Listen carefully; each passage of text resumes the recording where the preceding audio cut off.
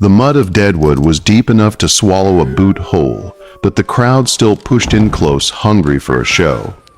The year was 1876. The Dakota Territory was a place where life was cheap, law was thin, and $1 could buy more than any man should be able to purchase.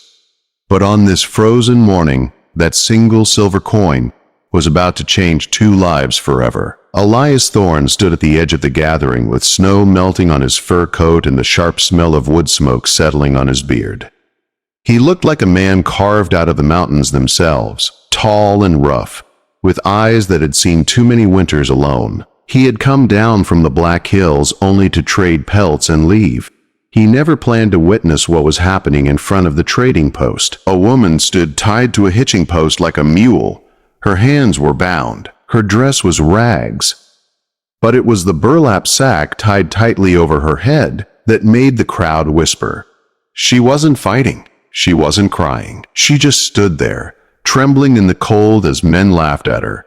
Rat-Tooth Skinner, a drifter known for selling anything that wasn't nailed down, strutted around her with a grin full of yellow teeth. $5 for strong labor, he shouted. Cooks, cleans, don't talk back. Nobody moved. $5 was too much for a faceless woman described as ugly. Skinner kicked mud at her feet. $3, $2. Hell, someone give me something for her. Elias felt something in him tighten. Maybe it was anger, maybe pity, or maybe the memory of a loneliness so heavy it felt like a weight across his chest. This woman didn't cry or beg. She held herself straight, even with the sack hiding her face. There was dignity there, more dignity than anyone showed her. $1, Elias said. The crowd went silent. Skinner stared at him as if he'd misheard. A whole woman for $1? You robbing me, mountain man. Elias flipped the silver coin through the air. Take it! No one else is buying. Skinner snatched it quick. Sold. To the hermit of Devil's Spine. Hope you like monsters. The laughter faded as the crowd scattered. Elias stepped forward and cut the ropes from her wrists. Her skin was raw where the hemp had dug in. She flinched when he reached for her, expecting a blow. Stand still, he muttered. I ain't gonna hurt you. He didn't remove the sack. Not here. Too many eyes. Too many men ready to treat her like something less than human. Can you walk? He asked. She nodded, small, frightened, but steady. Then follow me. He wrapped his spare buffalo robe around her shoulders and led her out of Deadwood, away from the noise and the filth. The cold bit hard as they climbed toward the mountains, the snow falling heavier with every step. Elias listened for her footsteps behind him. He expected her to fall, expected her to beg for rest, but she didn't. Even starving and exhausted, she kept moving. 3 hours into the climb, she slipped on ice and crashed onto her side. Elias sighed, walked back, and held out his hand. She hesitated, then took it. Her grip surprised him. Strong, not fragile. We're almost there, he said. Don't quit now. He didn't let go of her hand for the rest of the climb. By the time they reached his cabin, a sturdy shelter built against a cliff, the snow was coming down in thick, quiet sheets. Elias kicked the door open and guided her inside. Warmth from the stove slowly filled the room as the fire caught. You're safe here, he told her. Sit by the fire. She obeyed, curling into the warmth like someone who hadn't felt safe in a long time. She lifted it under the sack, her hands shaking so badly the water spilled onto the floor. All right, Elias said, folding his arms. Skinner's gone. No one's watching. Take that thing off. She froze. He stepped closer. Girl, I ain't having a guest I can't look in the eye. Take it off. She shook her head, once, then again. Harder. Elias softened his voice. I don't care what you look like. Still, she wouldn't move. So he reached for his knife. I'm cutting it off. Hold still. She made a small sound, a whimper, thin and scared, but she didn't run. She sat there trembling as he slid the blade under the twine. One swift flick, and the knot broke. He lifted the sack away. Elias braced himself for scars, deformity, anything. Instead, he dropped the sack to the floor. She wasn't ugly. Her face was delicate, refined, with high cheekbones and storm gray eyes that seemed far too intelligent for the life she had been thrown into. Her hair, tangled and dirty, still caught the firelight like copper. Elias couldn't speak. She swallowed, her voice hoarse from days of silence. "My name is Victoria," she whispered. "And if they know I'm here, they will kill us both." Elias felt his heartbeat slow, then thud harder. This wasn't the quiet, broken woman he thought he had bought for $1. This was a storm, and whatever she carried with her was about to blow across the mountains. The fire crackled in the small cabin, throwing warm light across the wooden walls. But Elias felt the temperature drop when Victoria spoke those words. Her voice carried fear, strength, and something else, a warning. He wiped his hands on his coat and studied her closely. This wasn't a helpless woman. This was someone running from a danger powerful enough to cross mountains. "Who's trying to kill you?" Elias asked. Victoria pulled the buffalo robe tighter around her, her eyes fixed on the flames. "The men who murdered my father. They didn't want to kill me at first. They wanted what I know." Elias crouched beside the fire. "Which is?"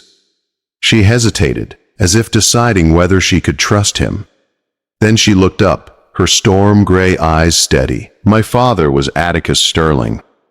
Elias let out a low whistle. "The federal surveyor? Thought he died in an accident." She shook her head. "It wasn't an accident. They shot him. He found proof that the railroad was stealing land, not just from settlers, from the government itself. He had heard stories about powerful men moving rail lines to fill their pockets, men like Cornelius Vance, the richest, cruelest railroad boss in the territory. "What does that have to do with Skinner selling you like that?" Elias asked. Victoria's voice dropped to a whisper. "My father kept a ledger. Every illegal rail line, every stolen deed, every bribe, all of it. And I'm the only one who knows how to read his code. When his killers realized they couldn't break me, they gave me to Skinner to break my spirit." Elias clenched his jaw. The thought made his blood boil. He had seen terrible things in the war, but something about this woman sitting in his cabin stirred a deeper anger in him. "You're safe now," he said. "Nobody comes up this mountain." But even as he said it, he knew it wasn't true. Skinner was a drunk and a braggart. By sundown, half of Deadwood would know Elias Thorne bought a hooded woman for $1. And if Vance's men were anywhere near the town, they would come. As if reading his thoughts, Victoria whispered, "They will find us." Elias stood, grabbed his rifle from beside the door, and checked the chamber. Let them try. When he looked back, Victoria was watching him. Not with fear, but with something close to admiration. It caught him off guard, enough that he cleared his throat and busied himself with the window shutters. "Can you use a gun?" he asked. "I can read Latin, play piano, and translate French," she said softly. "But I've never held a gun in my life." Elias set his heavy Colt revolver on the table in front of her. "Lesson starts now." Her fingers trembled as she lifted it. He guided her grip, slow and patient, his rough hands steadying hers.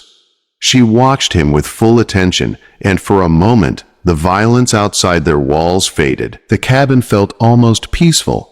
Almost. They barely slept. Elias kept watch by the window, the night so quiet he could hear the distant howl of wolves. Victoria slept curled in the chair, the Colt resting against her chest like a shield. Dawn hadn't fully broken when the first shot hit the cabin. The bullet shattered the window frame, spraying shards of glass across the floorboards.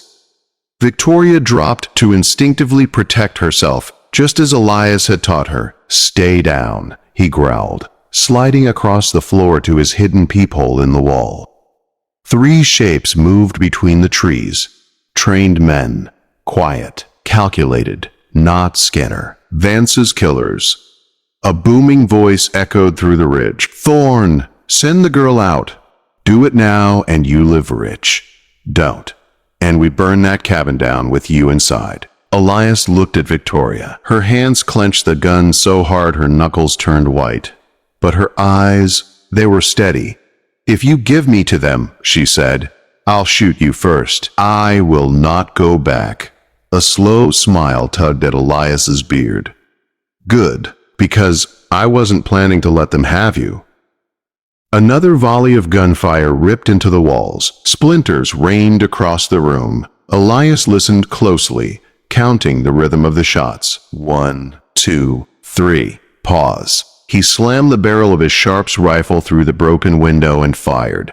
A scream answered through the trees. One down, Elias muttered. But more bullets tore through the cabin. Smoke filled the air. The walls shook. They couldn't stay. "They'll burn us out," Elias said. "Move!" He yanked a bearskin rug aside, revealing a trapdoor. Victoria dropped into the darkness without hesitation. Elias grabbed ammo, dried meat, and one last glance at the home he had built. Then he threw a lit lamp into the corner. Flames jumped instantly. "Why burn your own cabin?" Victoria gasped. "If they think we died in the fire, they won't look for tracks." He shut the trapdoor just as the flames roared above them. The tunnel beneath the cabin was tight and cold, but it led them under the frozen earth and out behind a waterfall. When they emerged, smoke billowed into the sky where the cabin once stood. "They'll watch the fire," Elias said. "We have an hour. We need horses and better guns." "That means Broken Creek." Victoria nodded, pulling the robe tight around her. "Who's at Broken Creek?" "An old friend," Elias said. "Let's pray he still is one." They moved through the forest quickly, their breath hanging like ghosts in the morning air. Victoria kept up, surprising him again. She didn't complain, didn't falter. She was becoming someone tougher than she knew. By nightfall, they reached a rocky overhang. They crouched beside a small, smokeless fire. Victoria studied Elias through the dim light. "Why did you leave the world?" she asked. Elias poked the embers with a stick. "The world and I had a disagreement about justice." She looked at him with something close to understanding, something slow and warm growing between them. 2 days later, they reached Broken Creek. Smoke rose from the trading post chimney. Elias motioned for Victoria to hide in the brush. "If you hear gunfire, run north," he said. But when he walked through the door, he didn't find help. He found betrayal. The stew tasted good, but the bitter smell at the edge of his cup wasn't broth. It was poison. Victoria's eyes widened. "He's sweating. Elias, he's sweating in the cold." Elias set his cup down slowly. "Don't drink a drop." But it was already too late. Outside, guns clicked. Inside, boards creaked. And one-eyed Saul's voice came from the shadows. "Sorry, Elias. $5,000 is a lot of money." Victoria grabbed Elias's hand. He grabbed the table, and the shooting began. The trading post exploded into chaos.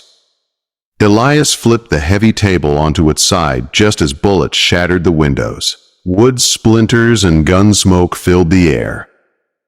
Victoria ducked behind him, her breath sharp with fear, but her eyes locked on his, steady and trusting. "Under the rug!"